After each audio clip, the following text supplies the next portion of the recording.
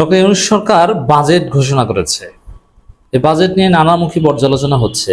আমার একটা অবজারভেশন হচ্ছে, জামাত ইসলামীকে তার 54 বছরের যে দায়, ইতিহাসের যে দায়, এই দায় থেকে দায় মুক্তি দেওয়ার একটা বাজেট। অবাক হচ্ছেন যে এটা আবার কি, বাজেটের সাথে জামাতের ঐতিহাসিক দায় মুক্তির সম্পর্ক কি? হ্যাঁ হচ্ছে, আমি আসছি সেদিকে। এবং এই বাজেট বাংলাদেশের ইতিহাসে সর্বকালের সেরা বাজেট বলা যায়, ব্যতিক্রমী বাজেট। এত সুন্দর বাজেট অতীতে কখনো আসেনি। এই বাজেট বাস্তবসম্মত বাজেট, এই বাজেট জনবান্ধব বাজেট, এই বাজেট গরিব মানুষের উপযোগী বাজেট, এই বাজেট সমৃদ্ধ বাংলাদেশ গড়ার বাজেট, বাংলাদেশের দৃশ্য চিত্র বদলে দেওয়ার বাজেট। বাজেট পরবর্তী প্রতিক্রিয়া দেখলাম বিভিন্ন রাজনৈতিক দলের, জামাত ইসলামী, ইসলামী আন্দোলন, বিএনপি তো আগে থেকেই বাজেট ঘোষণা পেশ করার আগে থেকেই বিরোধিতা শুরু করেছে যে এই সরকার কি বাজেট করবে। মানে বিএনপির ভাবটা এমন যে এই সরকার বাজেট করবে কি, তার বাজেট করার তো ম্যান্ডেটই নেই বাজেট ঘোষণা করার। আবার আওয়ামী বা ইন্ডিয়ান যেসব লেসপেন্সার গুলো আছে, সিপিডি, অমুক তমুক, এরা তো বিভিন্ন প্রোপাগান্ডা আগেই ছড়ানো শুরু করেছে। আর অন্যান্য যে দল, জামাত ইসলামী বা বিভিন্ন দল, এদের বাজেট প্রতিক্রিয়া কি এটা আগে আপনাকে বলি। এদের বাজেট বিশ্লেষণ করার কোনো লোক আদৌ নাই, আমি জানি না, আমার জানা মতে নেই। অধিকাংশ দলের বাজেট হচ্ছে ওই একটা খসড়া তৈরি করা থাকে, তার মধ্যে কিছু অ্যামাউন্ট ঢুকিয়ে দেয়, এটা মুখস্থ। যেমন সাপোজ জামাত ইসলামীর মাওলানা এটিএম মাসুম বাজেট প্রতিক্রিয়া জানিয়েছেন, তিনি বাজেটের ডিটেইলস পড়েন নাই, এটা আমি 100% নিশ্চিত। তার পক্ষ থেকে বিবৃতিটা দেওয়া হয়েছে, যারা বিবৃতি দিয়েছে তারাও এটা খুঁটিনাটি পড়েন নাই বা বোঝেন না বা অর্থনীতিবিদ নয়। এর মানে কি, যারা বলছে যে এটা গতানুগতিক বাজেট, রক্ষণশীল বাজেট, জামাত চরমনের বক্তব্য এটা গতানুগতিক বাজেট, রক্ষণশীল বাজেট, তাদের স্টেটমেন্ট হচ্ছে গতানুগতিক এবং রক্ষণশীল। তারা এটা খুঁটিনাটি দেখেন নাই। প্রথমে বুঝতে হবে যে বাজেট কি, বাজেট মানে এটা এক্স্যাক্টলি হতে হবে এটা জরুরি না, ইটস প্ল্যান। এটা অলঙ্ঘনীয় কিছু না, এটা পরিবর্তন করা যায়। আর কখনোই বাজেট অনুযায়ী হুবহু কাজ হয় না। এটা একটা খসড়া বলতে পারেন যে এভাবে চেষ্টা করা হবে। তবে হ্যাঁ, এই পরিকল্পনা একটা গুরুত্ব আছে, সরকারের চিন্তা দর্শন, পরিকল্পনা কি করতে যায় এগুলো ফুটে ওঠে, কিন্তু এগুলোর মধ্যে লিমিটেশন যেগুলো, এগুলো খুব সহজে ওভারকাম করা যায়। দেখেন, এই বাজেটের পরিমাণ নাকি বেশি না, মানে আওয়ামী লীগ আমলের মতো ফুলিয়ে ফাঁপিয়ে আন্দাজে জাস্ট রাজনৈতিক বাজেট। আওয়ামী লীগের বাজেট ছিল পলিটিক্যাল বাজেট, ওই বাজেট অনুযায়ী যে কিছু হয় না এটা তো আবার সবাই জানে না। আওয়ামী লীগ দেখা তো দেখছো কি বাজেট, কত বড় বাজেট, বাংলাদেশে কোথায় নিয়ে গেছে। এক সময় কয় টাকার বাজেট হতো আর এখন বিএনপির সময় এই কয় টাকার বাজেট হলো। আমাদের সময় বাজেট দেখেছো কত ডিজিটের বাজেট, এটা উচ্চারণ করতে অনেকের কষ্ট হয়, এটা টাকায় প্রকাশ করা যায় না, বিলিয়ন ডলারে প্রকাশ করলে সুবিধা হয়। মানে এরকম একটা ভাব ছিল বিএনপি, পলিটিক্যাল বাজেট।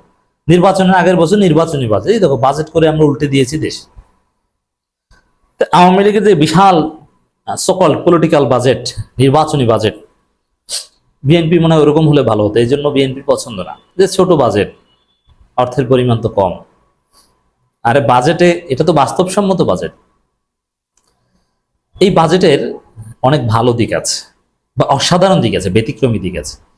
আমি এই বাজেটকে বলতে চাই এটা 24 জুলাই স্পিরিট, আমাদের আন্দোলনের স্পিরিট ভিত্তিক বাজেট। কারণ এই বাজেটে 3 জিরোস থিওরি প্রফেসর ইউনূসের, এটা অ্যাপ্লাই করা হয়েছে। এই বাজেটে বৈষম্য মুক্ত একটা সমাজ গঠনের প্রতিশ্রুতি আছে, এমনকি ছাত্র জনতাকে ইনক্লুড করার একটা প্রতিশ্রুতি আছে। স্থানীয় সরকার বিভিন্ন জায়গায় জবাবদিহিতা, নানান জায়গায় বিভিন্ন স্টেক হোল্ডার হিসাবে ছাত্র জনতার কথা বলা হয়েছে।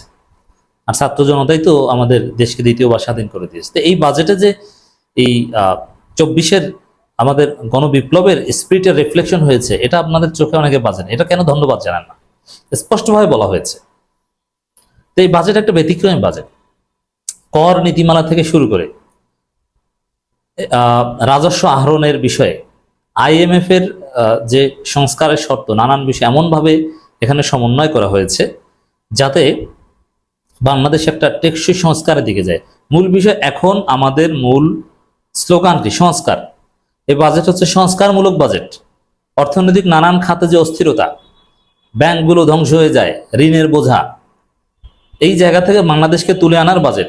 এই বাজেটের একটা বড় অংশ বাজেট করা হয়েছে ঋণ পরিশোধে, হাসিনার আমলে ঋণ পরিশোধে।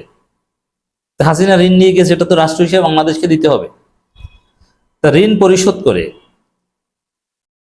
সামনে বছর এলডিসি থেকে আমাদের উত্তরণ হবে। ওই জায়গাটা থেকে বিকল্প কি করা যায়, এগুলো সব সেট আপ দেওয়া হয়েছে। এর মানে টেকসই, সুদূর প্রসারী, ভারসাম্যপূর্ণ, সংস্কারমূলক, বৈষম্যহীন, বৈষম্যমুক্ত সমাজ গঠনের প্রতিশ্রুতি নিয়ে 3 জিরোস, বেকারত্ব দূরীকরণের একটা সুন্দর বাজেট পেশ করা হয়েছে। এই বাজেট বহুলাংশে বাস্তবায়নযোগ্য, শতভাগ বাস্তবায়নযোগ্য কিছুতেই নয়। আর রাজনৈতিক দলগুলো গতানুগতিক মুখস্থ কথা বলে দিচ্ছে। হ্যাঁ, ভালোর শেষ নাই, কিন্তু এর চাইতে ভালো বাজেট কে পেশ করবে? কারো পক্ষে সম্ভব নয়। এখন এই বাজেট, ভালো বাজেট, প্রথম আলো ডেইলি স্টারের মাথা খারাপ। এই জন্য দেখবেন যে তারা এই বাজেটের ভালো দিকগুলো নিয়ে আলোচনা করছে না। তারা আলোচনা করছে যে বাংলাদেশের ইতিহাসে কে কয়বার বাজেট প্রকাশ করছে, এগুলো নিয়ে হাবিজাবি ইতিহাস নিয়ে এসেছে।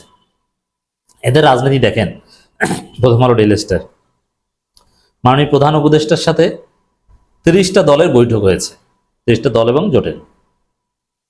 তো প্রথম আলো কি করলো, যে বৈঠক হচ্ছে শুধু এনসিপির ছবি দিচ্ছে, অন্য কারো ছবি দেয়নি। এটাই তাদের রাজনীতি। এরকম বা বাজেটের ভালো দিক এখন এটা এড়িয়ে অন্য বিষয় নিয়ে এসেছে, হাবিজাবি ইতিহাস। তো বাজেটের এক্সক্লুসিভ দিকগুলো এরা প্রচার করেন। এবার আসি যে জামাত ইসলামের সাথে সম্পর্কটাকে দেখেন। জামাতের বড় বিস্ফোরা বা জামাতের বড় চ্যালেঞ্জ হচ্ছে 71। বাংলাদেশে আছে মানে 71 জামাতকে ভুগিয়েছে, ভোগায়। যে 71-এ জামাত বাংলাদেশের স্বাধীনতার বিরুদ্ধে করেছিল, ফৌজদারি অপরাধ করেছিল, এটা মানুষ বিশ্বাস করে না। কিন্তু স্বাধীনতা বিরোধিতা করেছে, এটা তো সত্য কথা, তারাও স্বীকার করে। এই জন্যে সোফার বাংলাদেশের রাজনীতি 71 ভিত্তিক রাজনীতি। এখনো একটা বিশাল জনগোষ্ঠী মুক্তিযুদ্ধ করার জন্য ভাতা পায়, অর্থাৎ 71 মুক্তিযুদ্ধ, এই বিষয়টা রাজনীতির এখনো মানদণ্ড। কিন্তু যদি আগামী দিনের রাজনীতির মানদণ্ড হয় জুলাই, যদি জুলাই সনদ হয়, জুলাই যোদ্ধারাই সমাজে স্বীকৃতি পায়, জুলাই যোদ্ধারাই বড় টাকা পায়, চাকরি পায়, ভাতা পায়, অনিবার্যভাবে বাংলাদেশের রাজনীতি আগামী 5-10 বছর পর হবে জুলাই ভিত্তিক। 71টা চাপা পড়বে নতুন প্রজন্মের কাছে, যেহেতু 71 সেটেল ইস্যু, এটা নিয়ে কোনো বিতর্ক নেই। তো এটি এই বাজেটে হয়েছে। এর মানে জুলাই ভিত্তিক রাজনীতির রাস্তা তৈরি হচ্ছে। আর জুলাই ভিত্তিক রাজনীতি আসলে তরুণ প্রজন্মের কাছে, এই আমাদের 24-এর বিপ্লবে দেখেছেন যে 71 তাদের কাছে সিরিয়াস না। তারা আমি কি তুমি কি, রাজাকার রাজাকার স্লোগান দিয়েছে। 24 হবে রাজনীতির মূল মানদণ্ড। এখন এটা কিভাবে হবে? এটা ওই যে খাতে টাকা ব্যয় করা হবে ওইটাই হবে। যেমন 24-এর পেছনে, জুলাই আন্দোলনের পেছনে যদি বিলিয়ন ডলার টাকা খরচ করা হয়, ওই 24-ই হবে রাজনীতির ভিত্তি। 71-এর পেছনে হাসিনা টাকা খরচ করেছে, মুক্তিযুদ্ধের ইতিহাস, শেখ মুজিব বা মুক্তিযোদ্ধাদের ভাতা, এগুলোর জন্য বিলিয়ন ডলার খরচ করেছে, রাজনীতি হয়েছে 71 নয়। এখন 24-এর পেছনে টাকা খরচ করুক, রাজনীতি হবে 24 নয়।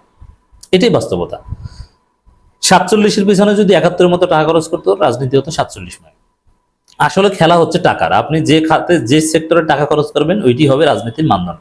এটা আপনি এই ধনতান্ত্রিক পৃথিবীতে, এই গ্লোবালাইজেশনের এই যুগে, এই ক্যাপিটালিজমের যুগে আপনি অস্বীকার করতে পারবেন না।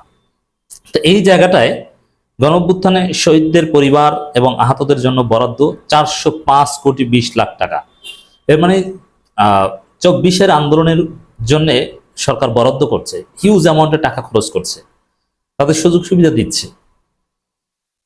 এই খাতে এরকম বাজেটে বরাদ্দ করা মানে এই খাত রাজনীতিতে ডমিনেট করবে। আগামী রাজনীতি হবে 24 ভিত্তিক রাজনীতি, যার ফলে এই জামাতের 54 বছরের ইতিহাস নিয়ে কি, ওগুলো মানুষ এমনিই ভুলে যাবে।